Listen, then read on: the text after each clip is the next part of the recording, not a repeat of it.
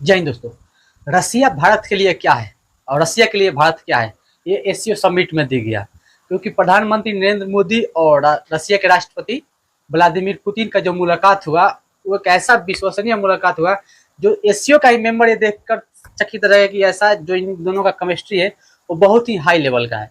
ये केमिस्ट्री हर किसी में नहीं बैठता, ये केमिस्ट्री किसी किसी में बैठता है, लेकिन मोदी जी का जो केमिस्ट्री है पुतिन से ही बैठ जाता है और मैक्रोन से ही बैठ जाता है। बहुत के देशों के राष्ट्रपति से पुतिन का मोदी जी का केमिस्ट्री बैठ जाता है। लेकिन देखना यह है, क्योंकि केमिस्ट्री मोदी जी का 2019 से पहले भी बैठा था ट्रंप के साथ, लेकिन ट्रंप और अमेरिका अब ये किसी का सगा नहीं है। क्योंकि इनके साथ कभी केमिस्ट्री किसी का बैठता है तो वो सोच रहा है कि मेरे साथ बैठ गया, तो ऐसा कभी नहीं सोचना चाहिए।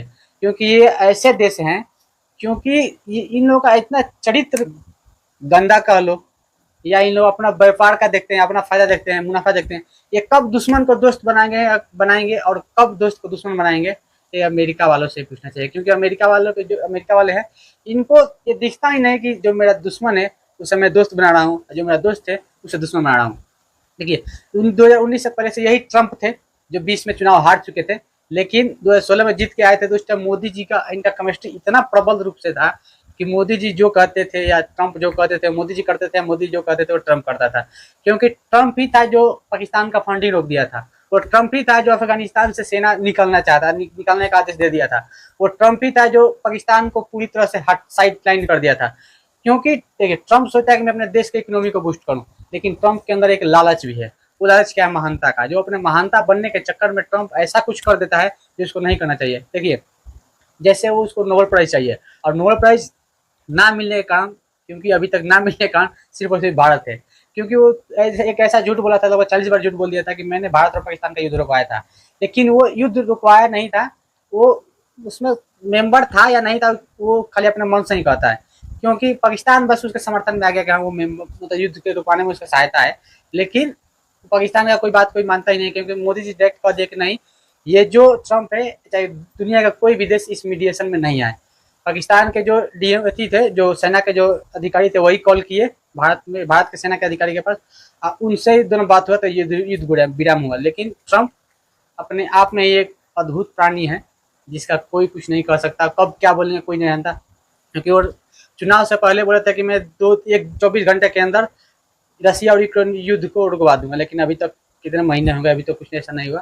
लेकिन हाँ, इसमें कदम कुछ बढ़ाया जा रहा है, लेकिन पुतिन बार बार उसके कदम पे पानी फेर दे रहे हैं। वही पुतिन भारत के साथ इतना इतना अच्छा उनका केमिस्ट्री है, क्योंकि एक गाड़ी में जाते हुए एक साथ प्रधानमंत्री मोदी के साथ ऐसे समिट अटेंड करते हुए, और साथ ही बगल में पीछे में पाकिस्तान के राष्ट्रपति, पाकिस्तान के प्रधानमंत्री थे, उनको अनदेखा करते हुए पुतिन और मोदी जी बात करते हुए आगे बढ़ रहे हैं। वो भी एक वीडियो है। और एक जो दोनों देश वाले जो बायलेटरल जो मीटिंग होता है, आपसी जो मीटिंग होता है, वो जो ऐसे समिट में हुआ, उसका वीडियो है मेरे पास, मैं उसको लगा दूंगा आप लोगों के पास, आप देख लीजिएगा।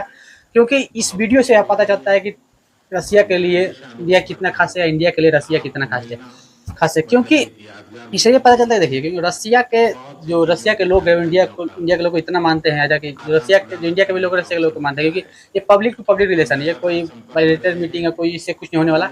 क्योंकि ये जो होता है, जो एक दिल से दिल का रिलेशन होता है, ऐसा रसिया और इंडिया का रिलेशन। जैसे देखिए कि 1971 में अमेरिका पूरा इंडिया के खिलाफ था, लेकिन रसिया एकदम इंडिया के साथ में अपना परमाणु बेड़ा, परमाणु पनडुब्बी से लेकर परमाणु बेड़ा अपना पूरा भेज दिया था इंडिया के समर्थन करने के लिए। वही देखकर जो अमेरिका है वो चला गया। क्योंकि अगर जो वो नहीं होता तो उस टाइम युद्ध की स्थिति कुछ और होता। लेकिन रसिया इतना सपोर्ट किया उस टाइम भी और अभी भी करता है। क्योंकि S-400 ले लीजिए, ब्रह्मोस ले लीजिए, ब्रह्मोस 2 में उसका हो गया है। अब सुखोई का भी दिया है फाइटर जेट। और साथ ही साथ ये अब बोल रहे हैं कि रसिया वाले बोल रहे हैं, रसिया के जो पीएम प्राइम मिनिस्टर जो राष्ट्रपति है, वो बोल रहे हैं कि आप में से Su-57 ले लीजिए, 5th जनरेशन फाइटर जेट। और ये बोल रहे हैं कि ये भी मुझसे S-500 लीजिए। S-400 आप लिए हैं, लेकिन S-500 लीजिए। क्योंकि देखिए S-500 दुनिया का सबसे उन्नत किस्म का डिफेंस सिस्टम है, जो हाइपरसोनिक मिसाइल को भी रोक सकता है। अभी तो किसी देश के पास सुपरसोनिक का भी रोकने का उतना नहीं है, लेकिन भारत जो रसिया का जो S-500 सिस्टम है, वो हाइपरसोनिक मिसाइल को भी रोक सकता है। इसका नमूना आप लोग, जो इसका प्रदर्शन आप लोग पाकिस्तान और इंडिया का ये 3 दिवसीय युद्ध में, 3 दिनों का जो युद्ध हुआ, उसमें आप लोग देख लिए होंगे। क्योंकि जो जो सुदर्शन चक्र जो सब सिस्टम को मिलकर बनता है एक सुदर्शन चक्र, उसमें एक S-400 जो था एकदम अलग ही अपना रूप निभाया था, जो अलग ही अपना एक अलग ही अपना एक रूप निभाया था। उसको देखते हुए पूरे देश में उसकी मांग बढ़ चुकी है। और क्योंकि रसिया हर देश को बेचने वाला नहीं है, ये खास देशों को बेचता है, क्योंकि ये चाइना को भी रसिया बेचा है तो S-300 बेचा है। S-400 बोल के S-300, क्योंकि उसमें जो मिसाइल दिया है S-300 300 किलोमीटर के रेंज से ज़्यादा नहीं दे सकता, क्योंकि चाइना MTCR का सदस्य नहीं है और इंडिया है, तो इसको 400 किलोमीटर मिल रहा है और चाइना को 300 किलोमीटर मिल रहा है। देखिए वही चाइना, उसी में एससीओ समिट होता है, उसी में दोनों मोदी और पुतिन मिलते हैं, क्योंकि उन लोग का अलग ही केमिस्ट्री बैठता है। उस केमिस्ट्री से ये सब लोग देखते हैं और देख के सब हैरान होते हैं। हाँ, जो इंडिया ना कभी रसिया को छोड़ सकता है, ना रसिया कभी इंडिया को छोड़ सकता है। ऐसा केमिस्ट्री है जो, और भी कुछ लोग रसिया रोजगार के लिए भी जा रहे हैं, क्योंकि सैलरी भी वहाँ पे रसिया सरकार अच्छा देती है। इसलिए जो इंडिया से भी रसिया के जो एम्बेसी मांग के 10 लाख वर्कर का मांग के, बताइए 10 लाख वर्कर का इंडिया से मांग कर रहे हैं। लेकिन देखिए इंडिया को भी इतना कैपेबल होना चाहिए कि अपने देश में इतना स्किल डेवलप करना चाहिए कि अपने देश में ही रहना चाहिए। लेकिन ऐसे बहुत लोग जाते हैं विदेशों में, तो उनके लिए सही मौका, सही ऑफर है जो रसिया के जो प्रधानमंत्री, जो रसिया के राष्ट्रपति जो पुतिन दिए हैं कि 10 लाख वर्कर जो चाहिए हमको इंडिया से, तो जो भी इसका इच्छुक है वो लोग जाएंगे, वो तो बात की बात है। लेकिन जो ये मीटिंग हुआ दोनों दोनों राष्ट्राध्यक्ष का, एकदम लाजवाब था। इसका मीटिंग का कोई जवाब नहीं था, क्योंकि ये मीटिंग एससीओ समिट में सुर्खियों का चर्चा बन गया है। जिस हिसाब से मोदी जी हिंदी बोल के बताए हैं, अब पुतिन जी अपने अपने भाषा में जो बोलने, लेकिन एक ट्रांसलेटर जो हिंदी में थी वहाँ के, वो अब हिंदी मोदी जी को बताइए। इसे देख के एकदम इतना अच्छा लग रहा है। आप लोग इस वीडियो देखिए, मैं इसको डाल दूंगा इसी वीडियो में। जय हिंद। आपसे मिलकर बहुत खुशी हो रही है और मैं हमेशा अनुभव करता हूं कि आपको मिलना मतलब एक यादगार मीटिंग भी होती है, बहुत सी चीजों की जानकारियों का आदान प्रदान करने का अवसर मिलता है। हम लगातार संपर्क में रहे हैं। दोनों पक्षों के बीच नियमित रूप से कई उच्च स्तरीय बैठकें भी हुई है। इस वर्ष दिसंबर में हमारी 23वीं समिट के लिए 140 करोड़ भारतीय उत्सुकता पूर्वक आपका इंतजार कर रहे हैं। एक्सेलेंसी, ये हमारी special and privilege strategic partnership की गहराई और व्यापकता का परिचायक है। कठिन से कठिन परिस्थितियों में भी भारत और रूस हमेशा कंधे से कंधा मिलाकर चले हैं।